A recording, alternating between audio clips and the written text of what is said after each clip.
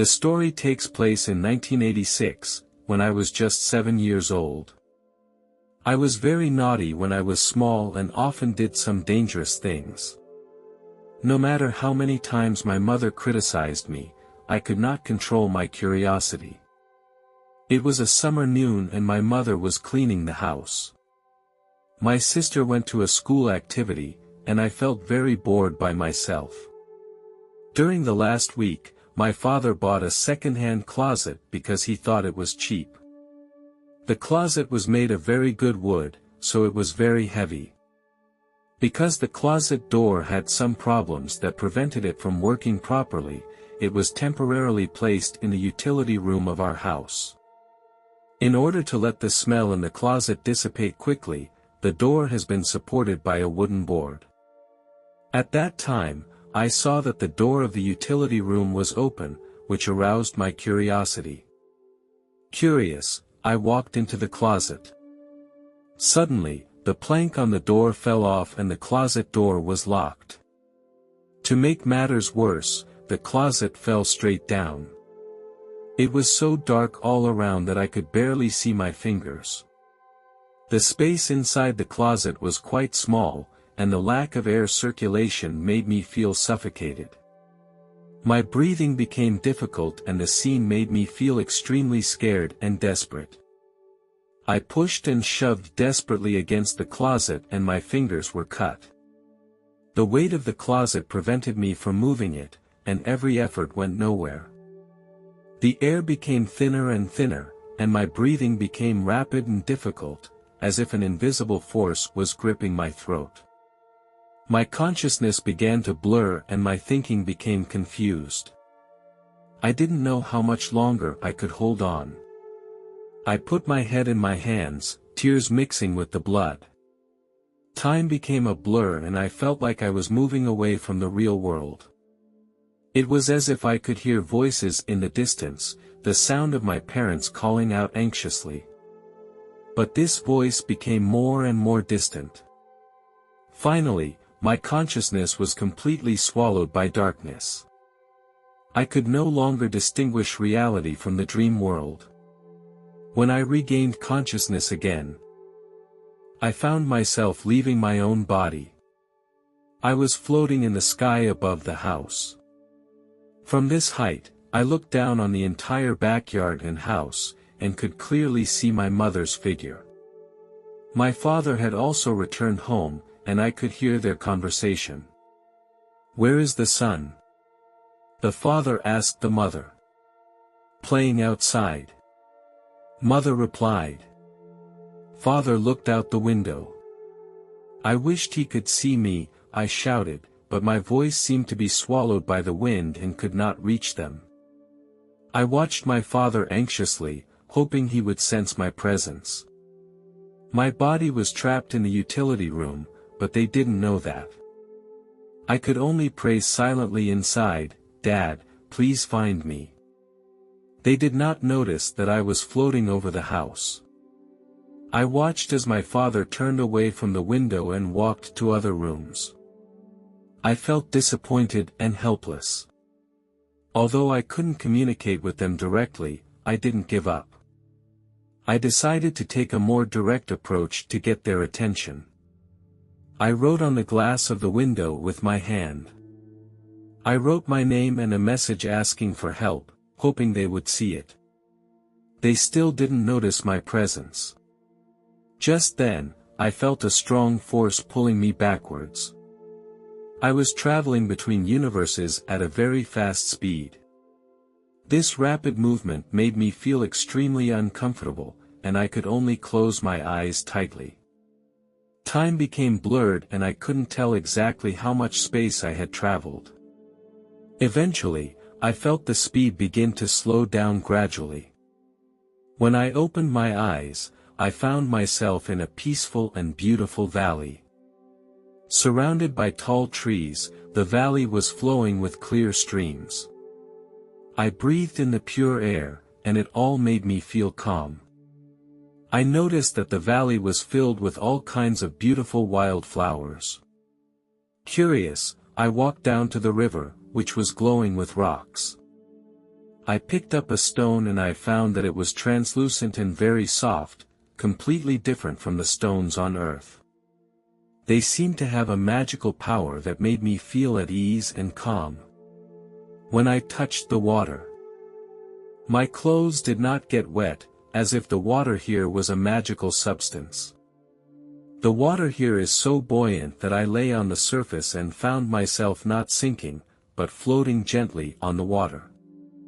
This feeling is really very wonderful. I also found myself able to walk on the surface of the water. I felt the current gently embracing me and seemed to be dancing with me. I decided to dive into the water. I found that underwater I was still able to breathe freely, as if the waters provided me with endless power. In this mysterious underwater world, I saw various forms of fish. They shimmered and shined, forming a beautiful picture. Some fish had gorgeous feathers, as if they were peacocks in the water.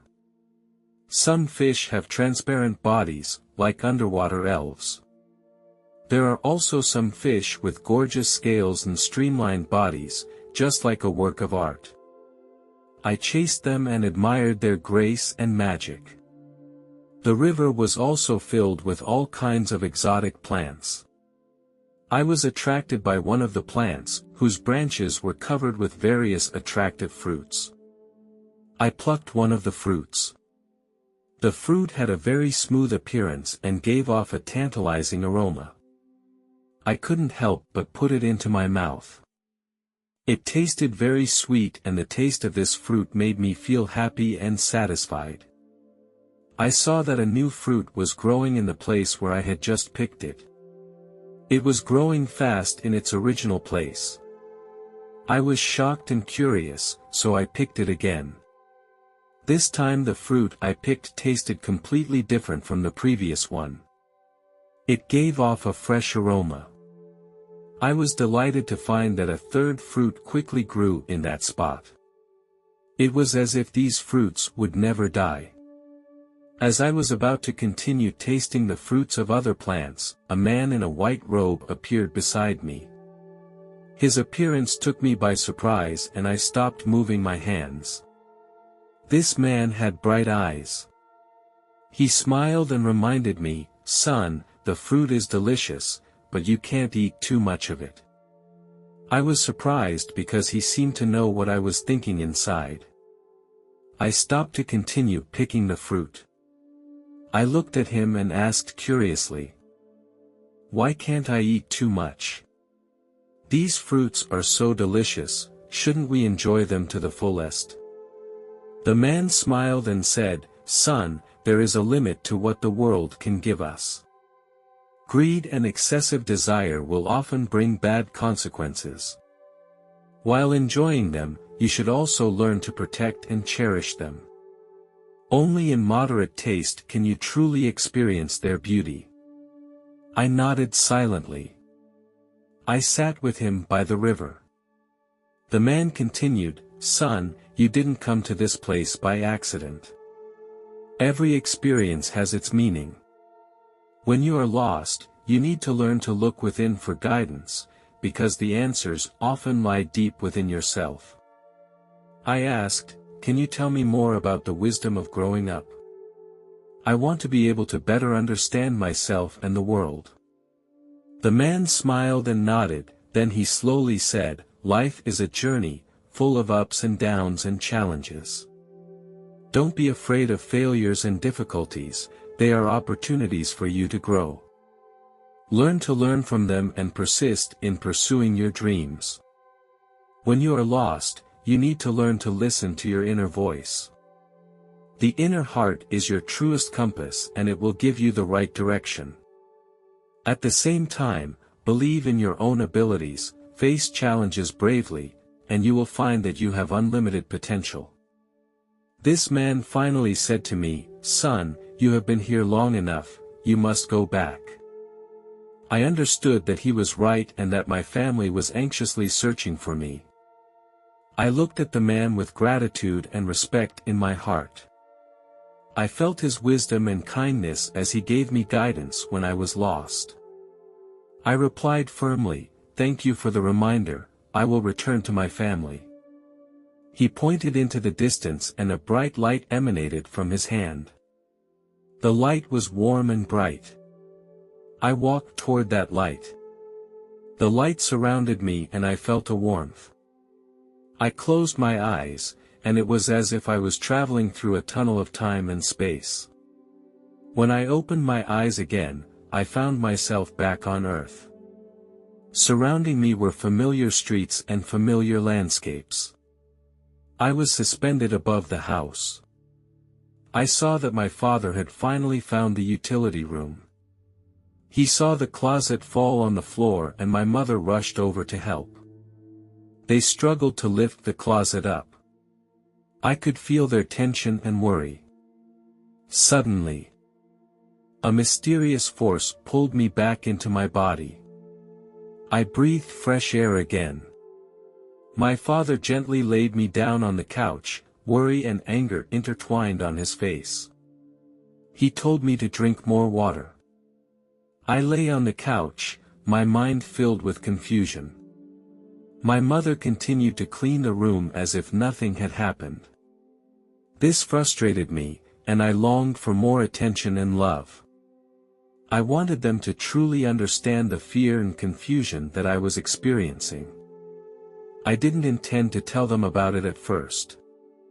I knew I had a habit of lying as a child, and I was worried they would think I was playing another prank.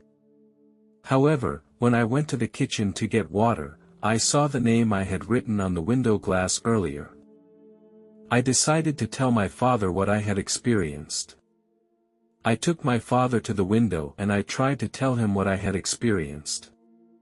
I described how it felt like I was floating in the air and how I had come to a strange valley. However, just as I expected, my father did not believe what I said. He frowned and said angrily, "How many times have I told you, kids don't lie?" He slapped me and I felt hurt and aggrieved. I felt very disappointed and frustrated. I truly hoped that my father would believe me and understand what I was going through. But the reality was harsh and he was suspicious of what I said. I am 65 years old and my fear of death is not as strong as it used to be. Recently, I have spent a lot of time watching videos and reading articles about near-death experiences. These videos and articles have had a great impact on me and have made me re-examine my experiences as a child. What I experienced as a child has always been confusing and frightening to me. The experience left me feeling overwhelmed and confused. But as I got older, I began to understand the importance of these things. As I grew older, I appreciated each moment more. I came to realize that the true meaning of life is not just the pursuit of materialism and merit, but the sharing of warmth and hope with others. This experience made me realize that each person has his or her own journey. Each of us will face death. But that does not mean we should live in fear. Instead, we should experience life in a more profound way, cherish every moment, be grateful for what we have, and give back to the world with love.